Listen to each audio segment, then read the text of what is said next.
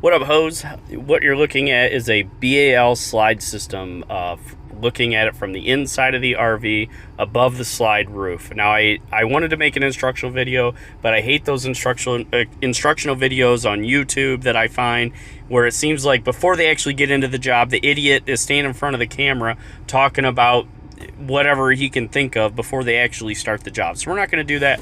We're going to get right into this. You'll see here that the slide is moving out, and it seems to move out just clear, fine, smooth operation. Everything is great. We're going to go past the fascia a little bit, and we'll come back in. You can see it jumping. You can probably hear it too.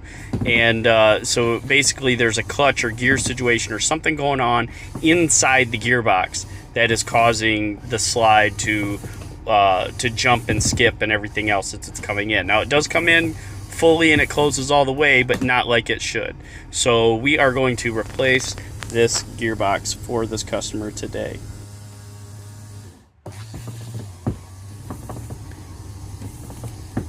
So here's a picture from the inside. This is the actual slide out that is malfunctioning. So we're actually going to start by taking off this inner trim. Don't be scared, it's not as bad as it looks. All right, so we're gonna go ahead and get started here. I'm gonna come into the frame here in just a second. I'm using my pry bar here from Harbor Freight. They've had the blue collar working man by the gonads since 1977. So I absolutely love Harbor Freight, and you're going to notice a big trend throughout this video with Harbor Freight. Gently prying the corner caps off the slide here. I don't want to damage. That's what I'm just being careful to take off part here. You got to have a little bit of a feel for it, but the more you do it, the better you get. I'm going to turn that around, and I'm going to place it on the bed behind me there, exactly how it goes back up onto the slide. Go ahead and repeat that process here for the other side. Just being really careful not to damage the trim around the slide out. I'll go ahead and set that back up on the bed there behind me. Now I'm going to look at this bottom trim piece. You can kind of see the corner of it on the right hand side that goes along the length of the slide. Kind of looking to see how that kind of comes off, and it ended up it popped off even without the pry bar. So just a testament to how well these things are put together. So we're going to go ahead and pop that off. All this stuff is held on by very thin gauge brad nails or finish nails. So nothing crazy is holding these things on. Very rarely will I come across one that's glued, or sometimes they might even be screwed, which I actually somewhat prefer. But most of the time they're just put on from finish nails. Going to go ahead and come back into the frame here, and I'm going to start removing these screws. Now, this is what holds that big board on the whole slide. So once these screws are removed, and they'll almost always be on that bottom leading edge of this inner trim, so you don't really have to worry about there being any under the top side. Although I was kind of ginger once I get all these screws out. I'm going to put them in my pocket. I was kind of careful at first, making sure, because sometimes you'll get some whack job at whatever build them up RV warehouse, and they might put screws all over that thing that I might not know about, but usually they're just on that bottom edge.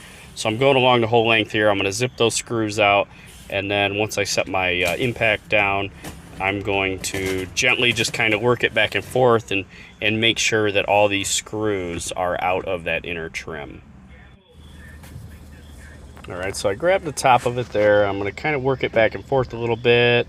I'm not really sure. I got a little better angle, more in the middle. I really try to do this from the middle, and it kind of just popped and fell right off there. So as I'm fumbling around, I'm going to kind of explain how I actually wanted to position the slide, how I aim to position the slide every time. Because I don't put the slide all the way out, and it's not all the way in. I would say it's a little bit more than 2/3 of the way out, just so that I can access the motor behind the slide out. Because once I disconnect the drive cables from that motor, I'm not able to move the slide very easily anymore. So I have the slide probably about a foot from being all the way out. And that's just, it makes it so much easier. And I'm going to take it to the outside. What I do, again, like I mentioned a few minutes ago, is I got a little bit ahead of myself, and I start to kind of realize it right here as I start to look at the motor, and I'm thinking about how I'm just going to disconnect this. I realized that I had kind of forgot something. So yeah, we're gonna go outside right now. So here we are outside. Got some Harbor Freight jacks. These Badland jacks are freaking sweet. I made this look really easy, but it actually took like probably 20 minutes to actually find everything and set it up. Welcome spring. So I'm gonna crawl up under here. There are actually some blocks. Now these look like just any random wood blocks that I might have found in the woods, but in reality these are highly precision cut wood blocks that I found in the driveway. And I just use those as extenders. Now I'm not jacking up the slide.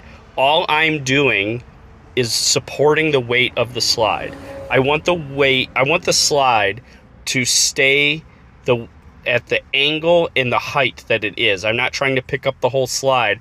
I'm just trying to remove the weight from the slide and put that on the jacks. Now these jacks are great for everything. I use them for anything under the sun. They'll lift up slide outs, they'll lift up RVs, and even your mom every once in a while. So they're super sturdy. The plastic wheels kind of worried me at first, but really I have put these things through the test and they work great. I highly recommend these Badlands jacks here. Another thing to pay attention to here is I am working on a flat and level surface. If you don't have access to a flat and level surface to do this with for your RV, you can easily just get one. So it's really difficult to do this if you're like on the side of the hill or something like that. You really need to be able to work around your coach and be able to jack up your slide and hold it even while you're inside working. It's also really important to level the coach before you do this as well. You really want everything to be as square and level as possible. So the purpose for the jacks is we're taking the slide, the weight off of the cable, so that when we go inside and we disconnect the cable system so that we can remove the motor, the slide out will not fall. Don't ask me how I know that it will fall when you take those cables off. We're back inside the coach now, and I'm going to continue taking these cables off. Now I screwed up here. I didn't look at the whole system. I kind of just did it based off of the older system, and you'll see that I do this side the wrong way. I'm pointing to that, and I always I'll do the top first. I always look for the least amount of work because I am lazy. So there's a nut there's an adjustment nut that you're going to have a hard time seeing. I'm going to go ahead and grab a 7/16 and a 3/4 wrench. If you can have a ratcheting wrench, that will save you a lot of time. For this style, I actually off camera was able to adjust the other side. When I took that off, I used an air ratchet, which worked way better, way faster. So I'm going to take this, there's an adjustment nut off on there, and I have got the weight supported from the outside, so I'm just going to take that nut off. I'm not super worried about remembering where my adjustments were. I can mark it with a marker. Here, I'm going to check my snap, take a picture so I remember which one's on top and you know how it all goes back together. Good rule of thumb is if you're not sure how it might go back together, take a picture. So I'm going to get into there, try the first wrench. Of course, the first wrench is always wrong, second wrench is always wrong, third time's a charm. So I'm going to bust that off, bust my knuckles in the process, loosen up that jam nut, and then I'm going to start the arduous process of backing that adjustment nut off the back. Now it's like I forget what they call it, but it's like a long nut. It's probably 2 inches long, and that will actually relieve the tension off of the cables. So if you look to the left of my hand, there are some cables that run along the wall, and there's actually some white blocks. Look between my head and my hand there. My hat just went in behind them, but there's 2 white blocks there, and on the end of those white blocks are more of those adjustment cables. I did this on the other side, but I didn't do it on this side because I didn't quite catch on to what I was doing yet. But I could have very much easier took off those white blocks and actually loosened those connections out that way. I would have had a lot more room to work, and it would have been a lot easier. Also, take note that I'm not laying on top of a slide. I'm not reaching 3 feet over into the slide with my little T-Rex arms. I have that slide only about a foot from being fully out. And that is because I have learned this lesson the hard way. Make sure you position that slide before you start where you can get to this motor safely and easily. I'm standing on a little step stool because yo boy is short. Tall jeans was not something that my parents decided to give me. So I definitely have to use a step ladder for this. But the only two tools that you should need for this part are a 3/8 end ratchet and a 7/16. So I'm working my 7/16 on this jam nut here, trying to loosen that up. It takes a long time. So while I'm sitting here, I will probably speed this up.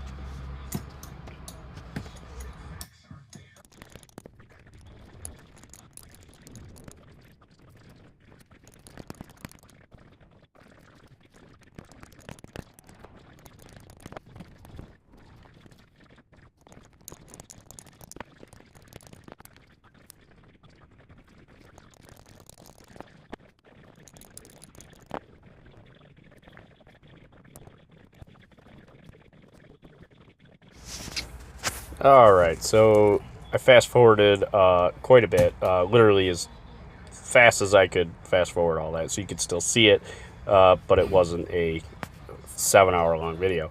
But that took a lot longer. So here I've got that adjustment nut off all the way now. I'm going to pull that bolt out of it and work the chain off. Now there's a little bit of a pop because there's a little bit of tension on the back side of that chain up against the wall, but once I got it off that sprocket from the gearbox, it relieved all the tension off the cables. So now I am putting everything kind of loosely back together the way it goes, so I don't have to try and remember that later, and I don't lose any pieces. I'm also positioning that bracket or that block and tackle in such a way that the cables do not get misconstrued as to where they go. So everything lays kind of neat. Really what I have found out that putting everything back together is a lot easier when you're much more careful how you place things to the side after you're done removing them. So just double checking. I think I'm gonna mark the block here on the left side as the T for top, and then also I'll do the same thing for the right side just as a double verification of where it goes. Now here's the actual side I'm talking about. I do not like where that plastic trim piece is. I didn't realize that while I was shooting this video, but where that was. But what we're doing here is we're going to look at those two adjustment nuts there. You can see the cables that come across to a black bracket behind that brown trim piece. And I'm going to get in here in the frame in just a second with the wrench. There's already a wrench on the one right now, and I'm going to loosen those adjustment cables. This is a lot easier, and it's a lot less time intensive, and you can just access them easier. So one thing that I noticed while I was taking this apart, this customer told me that they had taken this RV to Camping World last year and had all of the cables adjusted at Camping World. And I am here to tell you that these things were guitar string tight. And if you talk to BAL, which is the manufacturer of this slide out system, which I have not, but I've heard it third hand, they will tell you not to tighten these things that tight.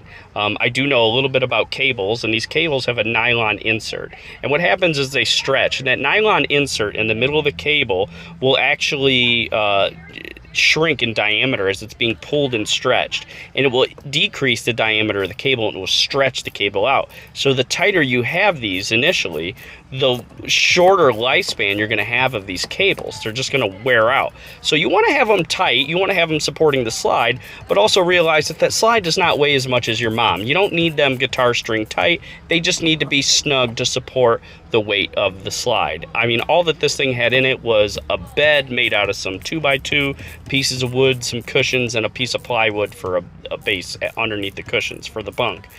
There's really not a lot of weight in this slide, and these slide systems are actually not that great for slide systems that carry a lot of weight. They're more built for slide systems like this that don't really have a whole lot of weight. So I'm going to take a little while here and loosen up these jam nuts, and you will see the cable kind of come out. I do mark these ones to where they go, just in case, just so I have an idea when I'm putting it back together. But I already know as I'm loosening this that when I put this back together, these cables are not going to be anywhere near as tight as what they were when I took it off. So another thing to keep in mind here while you're loosening these cables is to make sure that the cables do not turn as you're turning the nut. So you can see I tried with the wrench first to get those cables to stop turning, and I could not get them to stop turning. So I actually grabbed a pair of vice grips to hold on to the smooth edge bracket of the cables, and that kept the cables from turning. You can actually unwind these cables if you do not keep them from rotating as you're spinning the adjustment nut off. Also see how much faster that this is moving with the ratcheting end wrench that I had. That worked so much better than just using a standard open end wrench. Again, I just want to reiterate that the jacks outside saved us so much time in adjustments for these later, because as we disconnect these cables, normally that slide would move and shift and whatever else, but that slide out is going to remain and stay almost exactly where we had it. So we really don't have to worry too much about adjustments when we go to put the cables back on later. All we're going to do is take the weight again from the slide out off of the jacks back onto the cables. So it will be roughly about the same place as where it was when we took the cables off. And we can make small minor adjustments from there, and I'll show you how to do that. So I'm only doing the top two cables here. Those just go to the one side of the adjustment block that connects to the chain that wraps around the gear on the motor. I got it loose enough now where I'm just doing it with my fingers. But I'm going to take those two off, but I put them immediately back where they go just for the sake of knowing where they go when I go to put everything back together. That way nothing gets twisted, and all of the connections will be the same, and it helps with adjustments later. So you want to make sure that we're being careful here to make sure that when we go to put everything back together, it goes back together exactly the way that it came off. So I'm going to take that, and I'm actually going to leave that really loose, and then I'm going to get started on the top. And then I actually, while I'm working on removing the motor, these two are very kind of loosely connected to where they go so that I don't have to try and remember where they went. I did actually mark them anyways on the top. I colored the part where I have the vice grips there. I actually colored that with black, so like I have a double verification there to know which went where, just in case by accident one got mixed up. We're going to go ahead and fast forward through this part.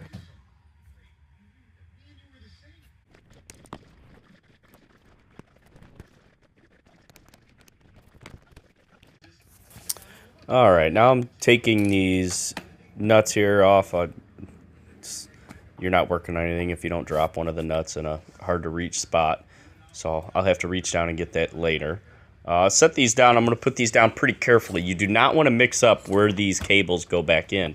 You want to keep them oriented so that you remember how they go back up into the bracket. And I'm only going to do that. I'm only going to leave them actually down laying on top of the slide out for just a second. There you can see me reach down to get the nut.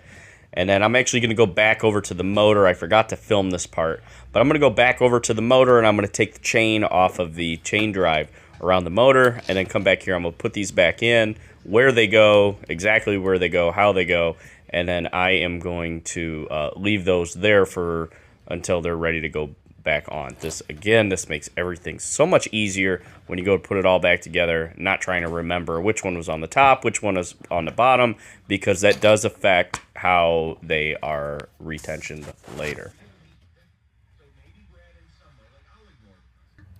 Alright, now we're back over to the motor, and it is completely disconnected mechanically.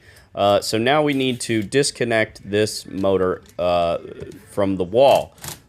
Some Neanderthal who put this thing together, nincompoop, put these bolts in just about as crooked as they would go. So I actually had to use a like a wobble extension is what I call them, or maybe like a universal socket where you can adjust it, because there was not enough room between the top of the slide to reach down and get these underneath. I know my hand's kind of in the way with the impact and all that.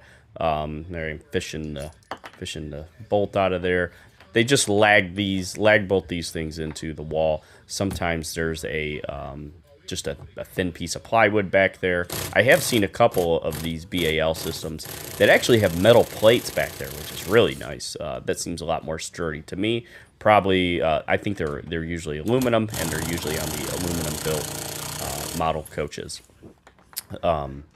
So we're going to get these screws out. Then we have to disconnect this electrically. I'll show you how to do that here in just a second. After I get this bracket removed, the motor and gearbox assembly will kind of just fall right off the wall.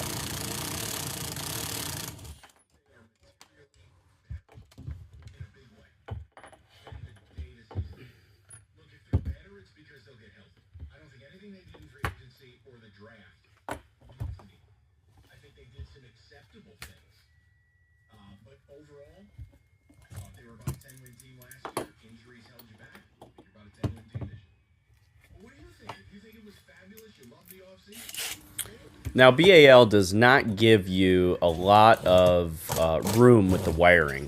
Wherever they purchase these motors from, I promise you they do not make these motors themselves. They purchase them from somewhere else.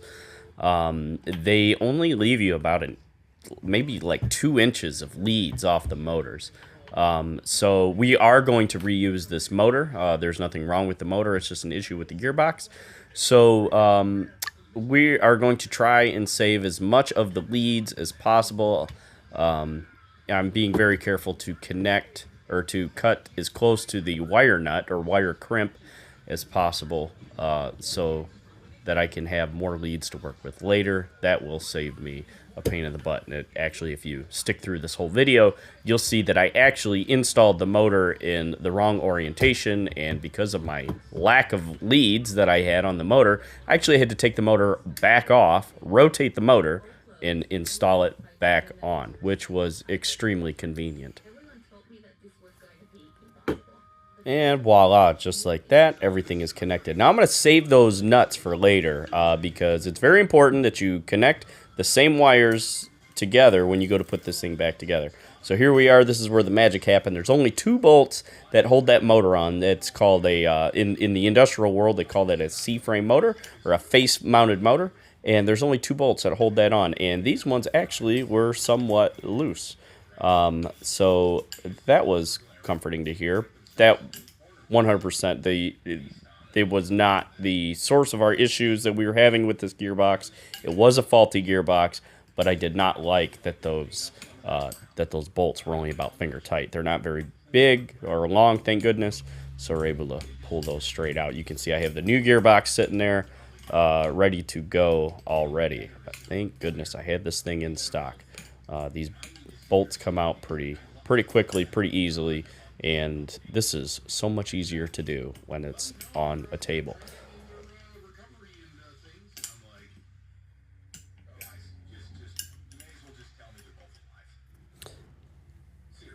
I'm going to wipe my grubby little fingers here. This thing comes apart just like that. Now look at the drive shaft out of the motor. I need to say something about this. That is actually, the drive shaft is comprised of a wound series of wires. And what that does, that wound series of wires, it makes that drive shaft flexible. And the reason that drive shaft would be flexible so that it can have a minor misalignment between the motor and the gearbox. If you ever have like a rigid coupling or a rigid drive shaft on a motor that's connected to a gearbox, you really need to make sure that that motor is directly aligned with the gearbox input. This flexible drive shaft allows that motor to be somewhat misaligned. So you do want to look at that drive shaft and make sure that there are no frayed or broken wires on it. Just give it a little bend test and check it out. Make sure it's still flexible and it's still in good condition. And then I'm just putting the motor back on.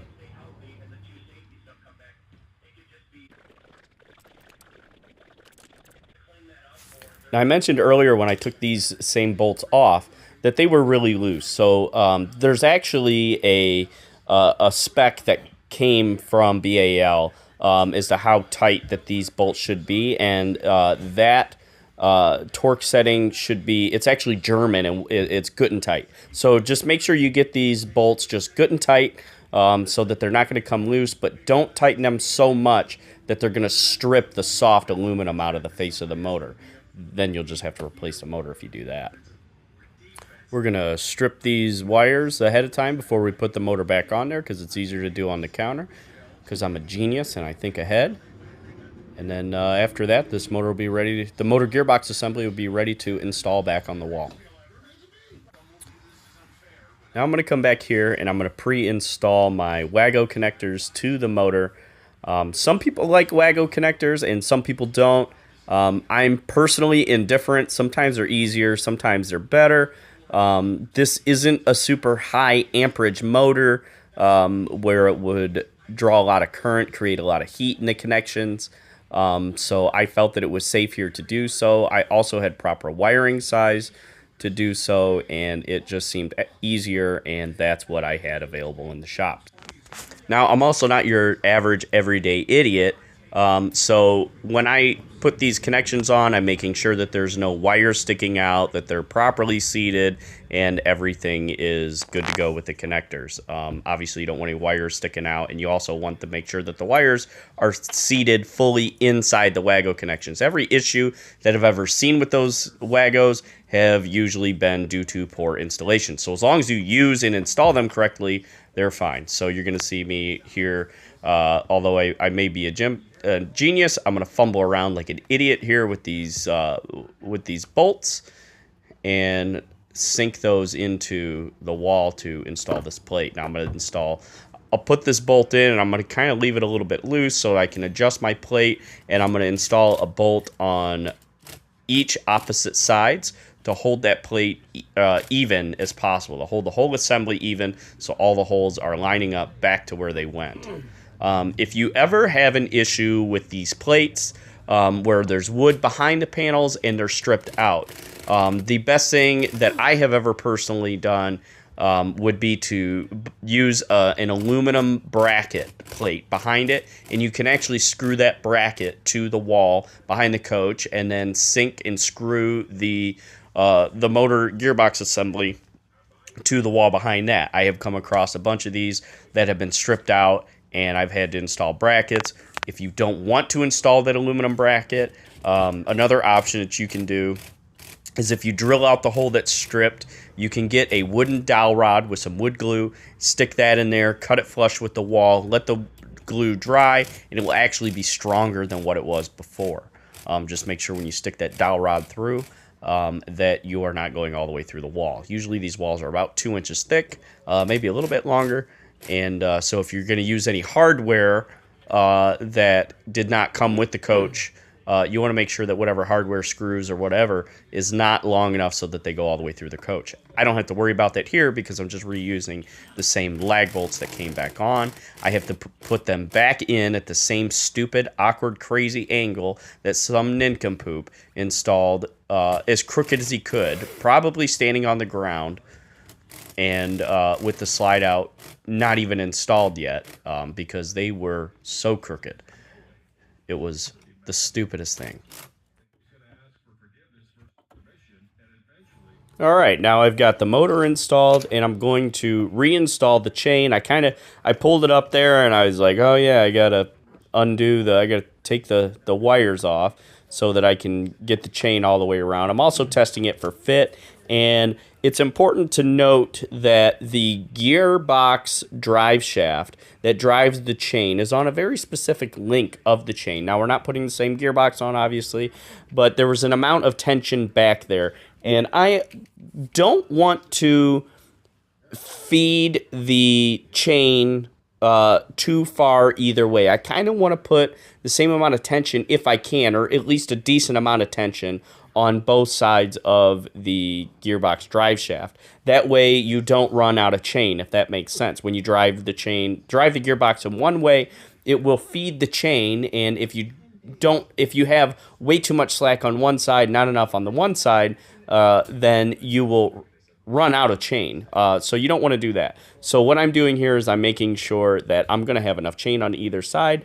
Right now I'm making my electrical connections only I realized that I did not have enough wires here, like I mentioned earlier, and I'm actually going to have to remove the motor gearbox once again.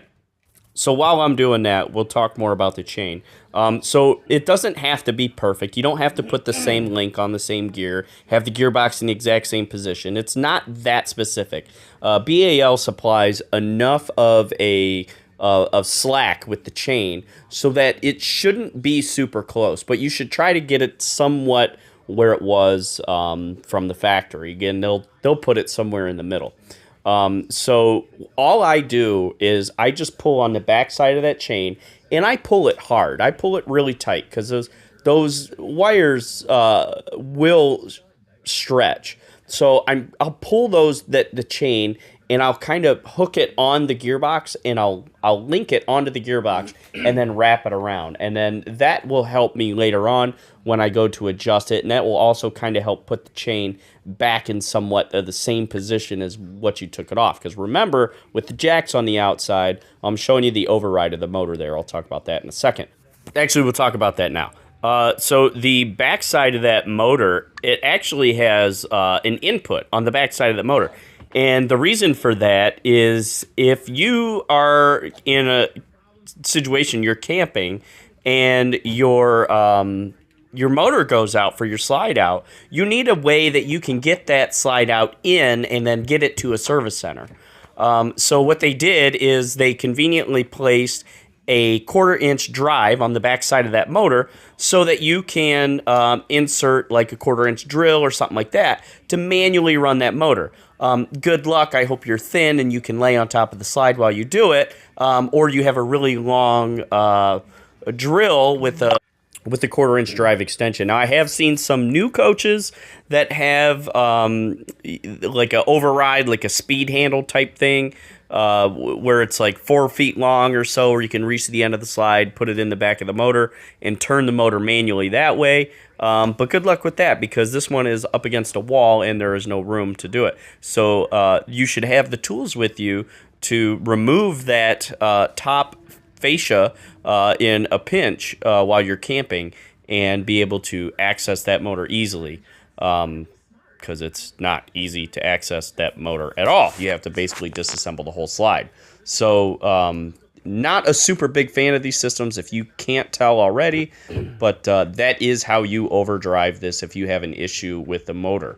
However, if you have an issue with the gearbox, like here, that overdrive on that motor will not work. It will just do the same thing. So you better pack a lunch and be ready to hang out for a while, because if you don't have the tools to access this motor gearbox assembly, if you're camping, you're going to be sitting for a few minutes waiting for a tech. Now, I was sitting there complaining about all of the issues that I have with these slide systems. I will admit that I don't see these slide systems as much as I might see like a Schwintek slide system from Lippert. I definitely see these maybe 5 or 6 times a year, where I might see a Schwintek a week or a month throughout the summer here in Michigan. What you're looking at here is I'm putting the top chain back on, and I'm tightening that one first. And I didn't have my 7/16 ratcheting wrench, so I had to do it manually. Now, I'm not using any kind of torque setting or anything for these nuts. All I'm doing is I'm reaching over to the cables every once in a while when I think I've got it close, and I'm just giving those cables a little tug, a little squeeze, a little push, a little pull, and I'm just checking for general tension. Again, remember, we have the jacks outside, and we don't really have to worry about getting everything back exactly the same way we had it, because it was kept that way as we were disassembling everything. So all we're doing is we're taking the weight back off the jacks onto the cables. So I'm just using the good old-fashioned German spec, good and tight again, and making sure that those cables are good and tight. I'm also checking the cables around the backside up against the wall. Something new I noticed with this BAL system that I did appreciate was that there's a plastic guide in between the feeding and receiving side of the chain. And what this does is it actually just puts a plastic barrier for these brackets that travel back and forth as you run that slide in and out. I've actually had quite a few issues where those brackets will kind of twist a little bit and then they'll snag and grab onto each other. So that was a nice little upgrade that I've never seen before on BAL systems, where they have that little divider in between the feeding and receiving bracket, incoming and outgoing, I guess, if you will, to keep them from rotating and snagging up on each other, because eventually they will, especially as those cables start to tension and twist. So I've got my my vice grips on the cable here, and I'm just going to tighten them up. I'm going to tighten this one up just about to where it was, but a little, I did save myself a little bit. I loosened them up a little bit, just enough to just get the weight off the slide again. Once you have the weight of the slide on the cables, you can go outside and remove the jacks. You'll see me do that here in a little bit, and then you can adjust your slide up or down, depending on where you get it. So once you have all the weight on these cables, you can actually manually adjust your slide by checking the gaps in between, like your inner fascia and the wall. And then if you go outside, I'll show you how to do this. There will be gaps in the D-seal, or in between the D-seal and the slide out aluminum siding. So this part here you'll see is actually not sped up. This is actually my true blue working speed. I am a superior human, so this is how fast that I normally work when I'm not trying to instruct anybody how to do something. So I'm just putting the final touches on the cables here and slow it down for you just a little bit there. But you're here in a second, you're going to see me put some white blocks on the ends of these cables. And you put these on every other nut on these adjustments. So the other style, the older style, has these too, but they are near the brackets that travel back and forth.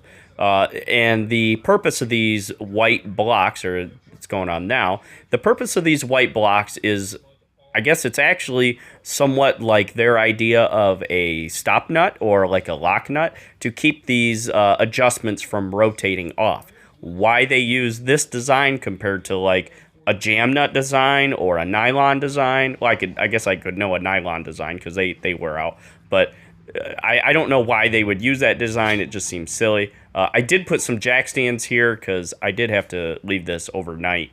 And I didn't want the jacks to drift down, so I came out off camera later on in the evening last night and put some jack stands under there. So I very slowly remove the weight, any residual weight that's left on the jack. I very slowly remove it just in case there's any issues. It just kind of makes it easier.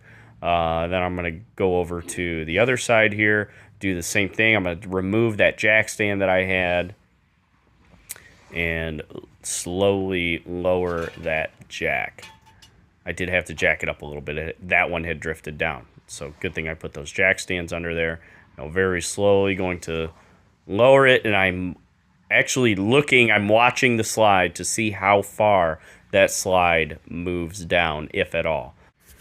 Now that we have the weight off the jacks, we're going to come back and we're going to move these jacks out of the way. So now this is the exciting part about this whole process, to see how good of a job I did or didn't do. And we're going to make sure that we move these jacks clear and out of the way completely so that there's no risk of anything being heard from the inside. So I've had this happen before where I left something just barely in the way, and as I would run the slide all the way out or all the way in or whatever, I would hear a noise and it would clunk or bang or whatever, and it took me way too long to figure out what exactly was making that noise. So I am pretty anal about making sure that everything is out of the way of the slide before I go in to test it.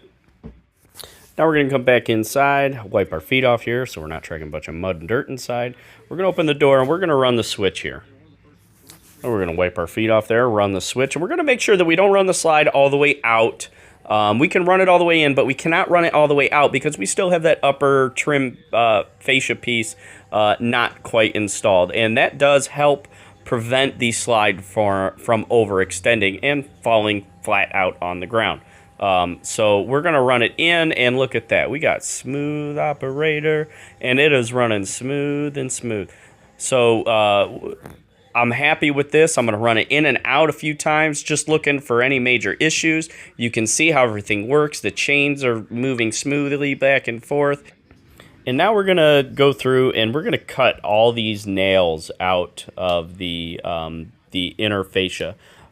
So I have tried before where you try and line up the holes and you don't, just reuse the same nails, and it just, I don't know, it doesn't work. It's so much easier just to cut all these flush, and then I will actually go through again here with a hammer, and I will actually hammer all these down so that the whole board, you can run your hand across the face of this board. This is the best way to do this, and just use new nails.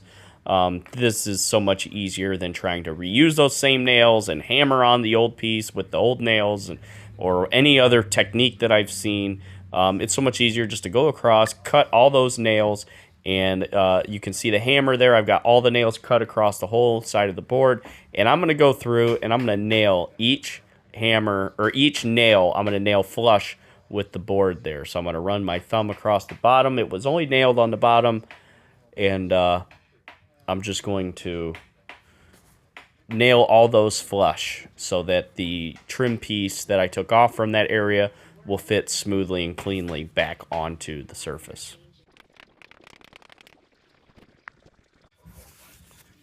So I'm going to slow down from my normal working speed here and put up the inner fascia board, and we're just going to put everything back the same way that it went. Now there is holes in that aluminum strip down there, and you can see, I was kind of worried about this. I tried to flip it down, but it stayed like that. You can see a little flap there.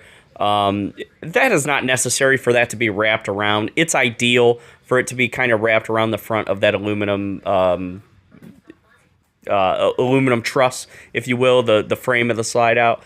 But it's not completely necessary. There's actually a strip of wood that's like sloped triangle shaped to help keep water and all that stuff out from the inside of the coach if it does make it past the outer slide seals. So notice I had my impact ready to go right where I could reach it, and I lined up the holes from right where I'd seen them before to make sure that everything goes back exactly the same way that it came off. I have a little bit of an issue here lining up those screws, but eventually I do always prevail. So I got that one screw in. I'm going to reach my pocket and I'll just put the rest of the screws in here.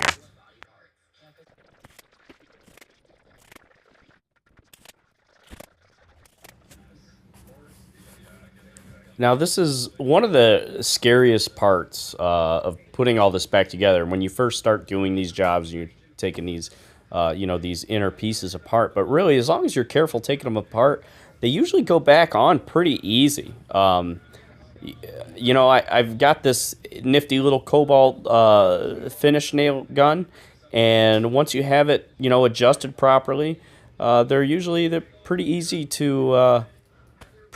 to just throw that piece up there real quick with a lot better, higher quality nails than how they come from the factory. You can see I forgot to turn mine on, but once I do, I can just nail it right up there, and it all kind of goes back. I'm going to put a couple more nails in here and move on to the corner caps. Now, I didn't put a ton of nails in this strip because I'm doing it for somebody else, and I really want to make it look nice. And I'm using pretty quality nails, but you can really, you could put one every couple inches if you wanted. I've actually had this before where customers preferred screws, so it could be more easily removed. So I'm putting these caps on, and here I'm kind of thinking about it. And I realized that these caps were actually nailed from the backside, just like your mouth. So we're looking at my beautiful brain at work here, trying to figure out exactly how we're going to do this. And I came to an epiphany where I was like, oh, I can just move the slide out, and I can do it right from this doorway. So this slide so happens to be in the back of the coach, and it's actually the like what would be like the kids' bedroom or maybe an office or something like that. And it was separated by a door, so I could kind of move the slide out, stand in the doorway, and nail this one from the back. But the backside, near the rear of the camper, I was going to have more of an issue with because there wasn't a whole lot of room back there. And I got kind of lucky that there were some bookshelves, so I could kind of keep the slide about halfway in where it was. But if it wasn't there, then I would have just nailed it right from the front and secured it to the slide out from the front, and then there would have just been some minor nail holes there. So here, it finally occurred to me to move the slide halfway in. I can reach it with the nail gun from the back. I'm going to put a couple nails in there. I'll make sure the first one I do, my hand is definitely out of the way. That's what I'm doing here, is making sure that I do not have my hand directly on the back side of that nail. That is a major fear of mine, to put a nail through my hand, because sometimes, these nails will go straight through these cheap pieces of cardboard that they hold these campers together with. So I'm going to put just a decent amount of nails in here. There was probably about 15 to 20 from the factory. I'm going to put probably a few less than that because I'm using higher quality nails. But also, I'll give it a little security tug there to make sure that that it is properly secured. It's not going to fall off going down the road. And then I'm going to go ahead and do the same thing from this side. I'm going to put my nail gun back there first. And I think I had that corner cap handy. I'm trying to figure out how to leave my nail gun resting up there so I can turn around and grab it.